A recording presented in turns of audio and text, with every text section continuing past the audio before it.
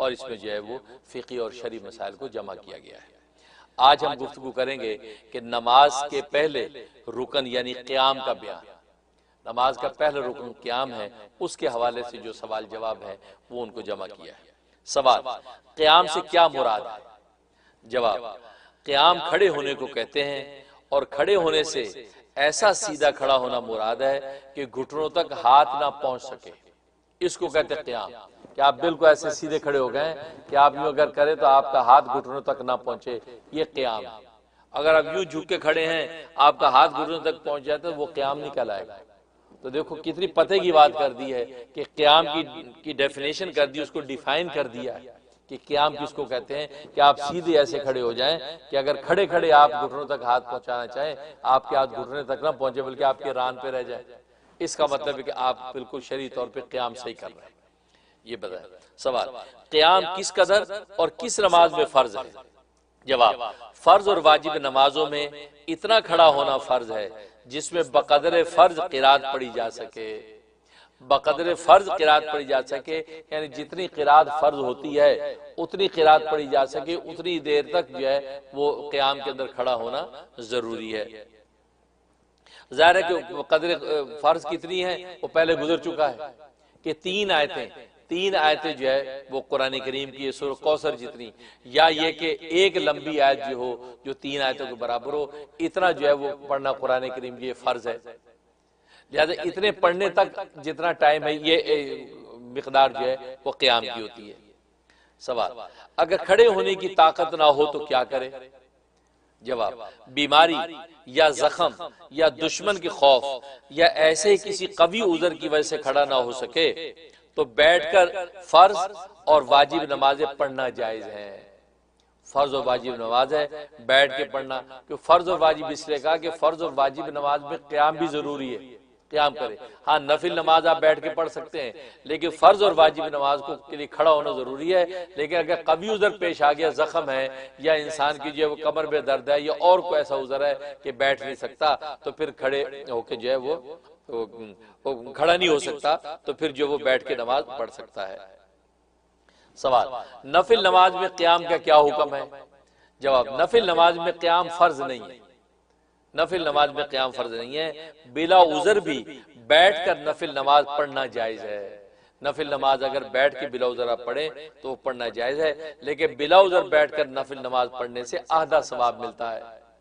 اب زور کی مثلا 2 سنت کے بعد 2 نفل ہے، وہ اگر آپ بیٹھ کے پڑھ رہے ہیں تو بغیر عذر کے پڑھ رہے ہیں تو وہ صحیح جائز ہو جائے گا، منع نہیں ہے، لیکن یہ کہ ثواب آپ کو آدھا ملے گا۔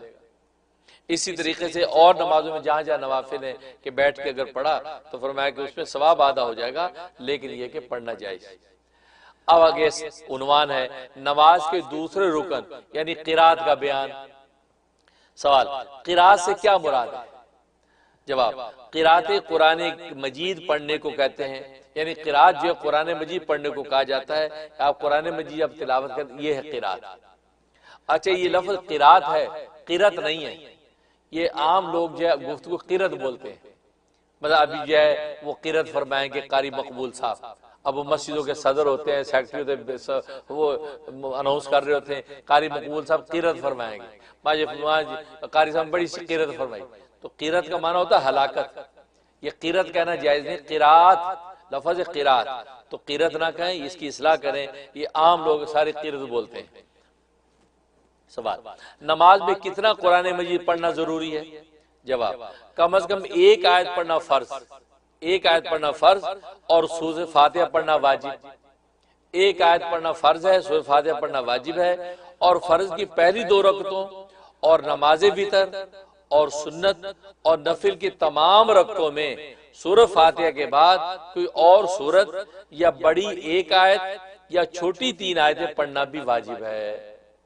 یہ جو ہے نماز میں قرآن کریم پڑھنے کی مقدار متعین کر دی ہے کہ کم از کم ایک آیت جو پڑھنا فرض ہے اور سورہ فاتحہ پڑھنا واجب ہے، اور فرض کی پہلی 2 رکعتوں میں، اسے نماز وتر میں، سنت میں اور نفل کی تمام رکعتوں میں سورہ فاتحہ کے بعد کوئی اور سورت پڑھنا یا بڑی آیت پڑھنا ہے۔ آیت الکرسی ایک آیت ہے لیکن اتنی بڑی ہے، کئی آیتوں کو محیط ہے، تو آیت الکرسی اکیلی پڑھ لی، ایک ہی آیت ہے وہ ہو گیا، اسی طریقے سے یا چھوٹی چھوٹی 3 آیتیں، انا اعطیناک کل کوثر جتنی سورت پڑھ لی 3 آیتیں، تو فرمایا کہ یہ اتنا پڑھنا واجب ہے۔ سوال، کیا سورہ فاتحہ تمام نمازوں کی ہر رکعت میں پڑھنا واجب ہے؟ سورہ فاتحہ تمام نمازوں کی ہر رکعت میں پڑھنا واجب ہے؟ جواب، فرض نماز کی تیسری رکعت اور چوتھی رکعت کے علاوہ ہر نماز کی، خواہ وہ فرض نماز ہو یا واجب ہو یا سنت ہو یا نفل ہو، ہر رکعت میں سورہ فاتحہ پڑھنا واجب ہے۔ تو دیکھو صرف فرض کی تیسری اور چوتھی رکعت میں جو وہ کے علاوہ جو ہے ہر نماز کی جو ہے اس میں آپ سورہ فاتحہ کو پڑھا جائے گا۔ اچھا، اب یہ بات یاد رکھیں، پہلے بھی میں نے عرض کیا تھا کہ نماز کی 3 کیفیتیں ہوتی ہیں، ایک امام بن کے نماز پڑھنا، ایک مقتدی بن کے نماز پڑھنا، اور ایک اکیلے میں نماز پڑھنا، منفرد بن کے نماز پڑھنا۔ تو نبی کریم صلی اللہ علیہ وسلم نے تینوں کی الگ الگ کیفیت کو متعین کیا ہے۔ اگر امام کا بن کے آپ نماز پڑھ رہے ہیں تو ظاہر ہے کہ سورہ فاتحہ پڑھنا آپ پر واجب ہے، امام سورہ فاتحہ پڑھے گا لازمی۔ اب اگر پیچھے والا آدمی مقتدی بن کے جو نماز پڑھ رہا ہے وہ کیا کرے؟ تو مقتدی پڑھ کے جو نماز پڑھ رہا ہے تو وہ فاتحہ نہیں پڑھے گا۔ اس کے لیے نبی نے ہدایت دے دی کہ من کان لہ امام فقراۃ الامام لہ قراۃ، کہ جو یہ ایسا ہو کہ جس کا امام ہے اور وہ مقتدی بن کے نماز پڑھ رہا ہے تو امام کی جو قرات ہے وہی مقتدی کی قرات ہے۔ لہٰذا یہ امام کے پیچھے فاتحہ نہیں پڑھنی۔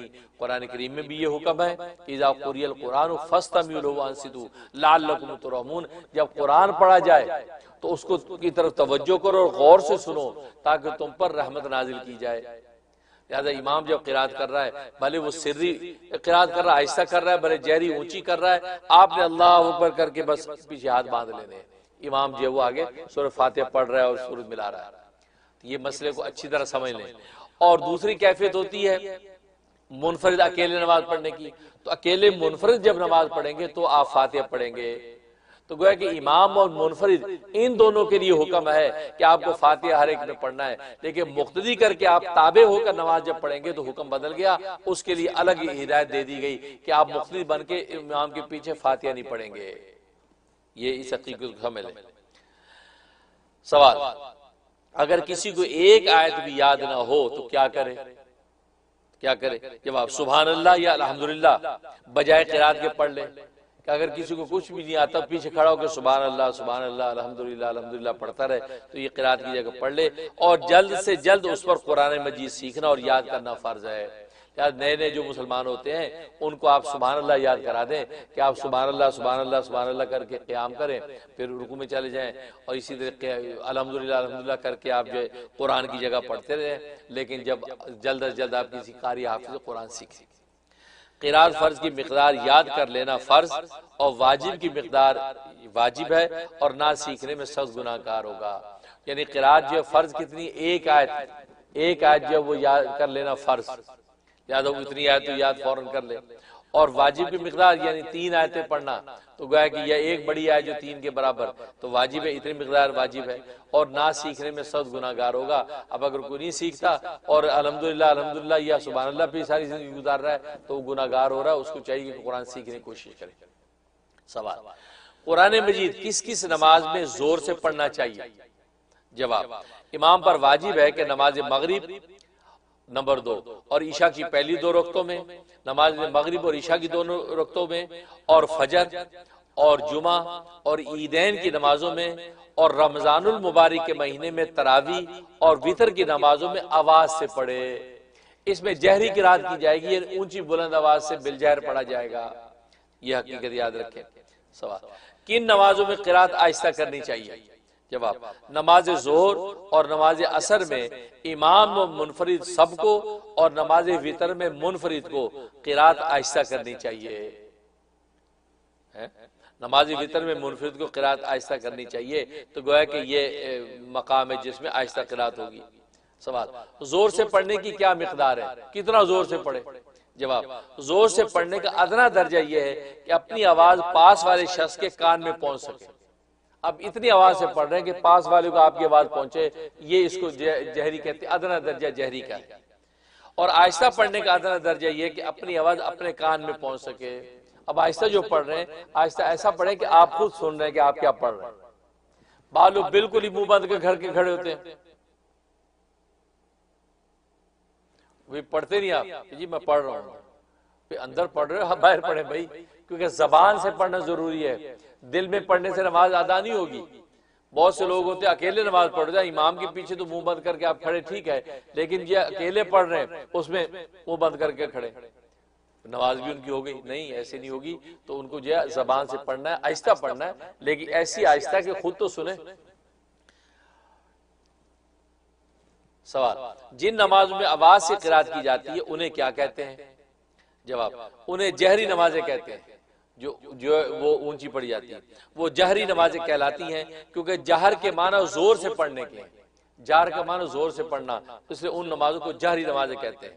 مطلب فجر کی نماز جہری ہے، عشاء کی نماز جہری ہے، مغرب کی نماز جہری نماز ہے۔ جواب، سوال، جن نمازوں میں آہستہ قرات کی جاتی ہے انہیں کیا کہتے ہیں؟ جواب، انہیں سری نمازیں کہتے ہیں، وہ سری کہلاتی ہیں، سر میں نہیں راز، سری آہستہ، کیونکہ سر کے معنی آہستہ پڑھنے کے ہیں تو سری نمازیں کہلاتی ہیں۔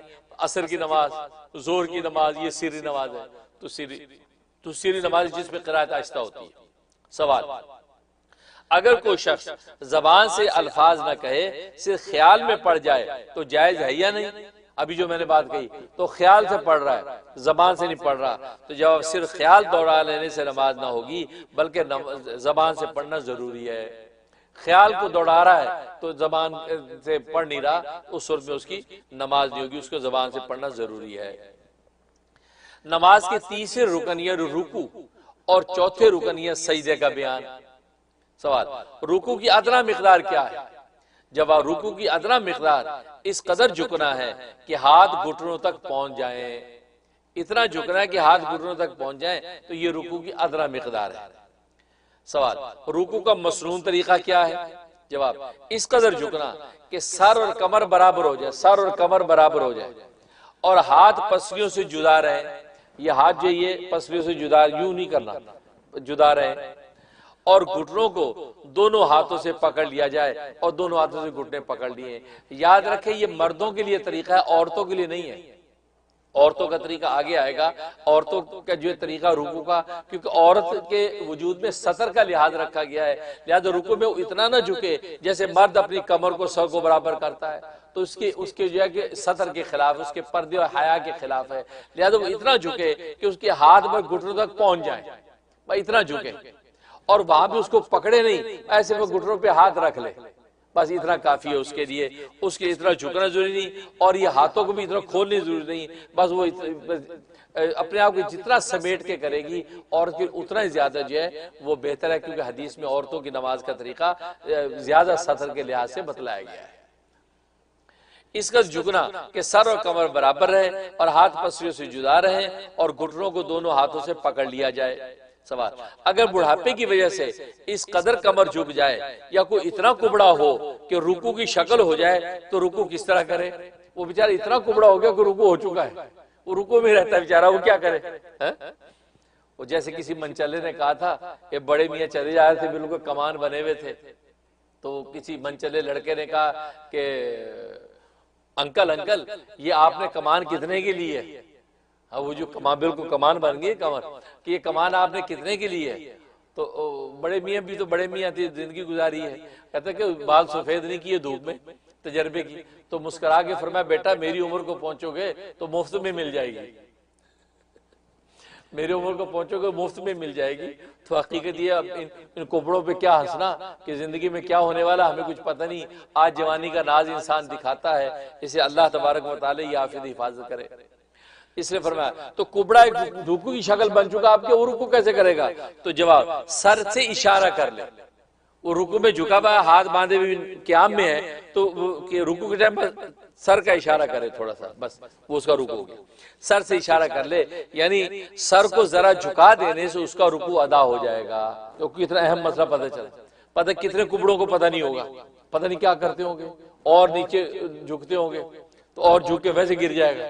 اس لیے بھائی یہ دیکھو کتنی پتہ کی بات ہے کہ یہ جو ہے چھوٹے چھوٹے مسئلے انسان کے عام زندگی کے۔ سوال، سجدے سے کیا مراد ہے؟ جواب، زمین پر پیشانی رکھنے کو سجدہ کہتے ہیں، پیشانی زمین پر رکھتے اس کو سجدہ کہتے ہیں۔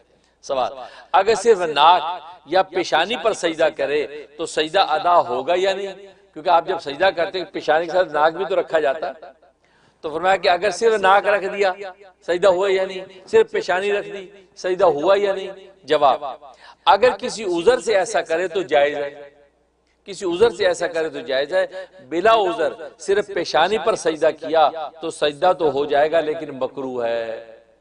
اب ماتھے پہ زخم ہے، اب رکھا نہیں جاتا سر، تو لہٰذا سے ناک رکھ کے اٹھ گئے تو یہ عذر کی وجہ سے کیا تو سجدہ ہو گیا، لیکن بلا عذر آپ نے صرف پیشانی لگائی ناک نہیں لگائی، اس وقت میں سجدہ تو ہو جائے گا لیکن مکروہ۔